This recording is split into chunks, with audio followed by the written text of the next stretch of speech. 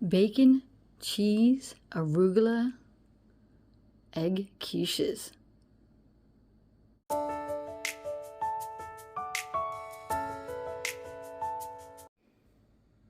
I cooked up some bacon and chopped it into little bits. I chopped up some provolone and Swiss cheese. You can use whatever cheese you like. I sprayed my muffin pan, and then I whisked up some eggs and milk. I do 1 egg for every muffin holder that I'm going to fill. So I did a dozen eggs, and then I poured that in, put a little salt and pepper. Oh, I'm sorry. I put arugula in before I put the egg in, but you can use arugula or spinach or anything like that to help beef it up. And then I topped it off with a little bit more of the bacon bits.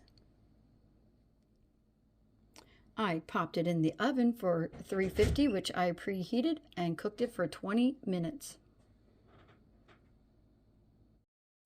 I use a knife to take the egg muffins out of the pan, and then I store them in the refrigerator, and I can eat them anytime I want.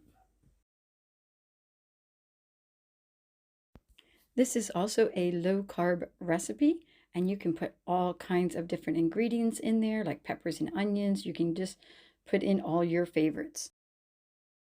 My daughter and I are going skiing out west, so I'll be putting up videos of that adventure on my channel, so stay tuned. And if you haven't already subscribed, please subscribe to my channel. I'm going to use these little mini egg muffins as our breakfast. I'm going to make them into sandwiches and take them with us on the plane. Now my daughter and I are only going to eat about 4 of these egg muffins, so the rest are for my husband.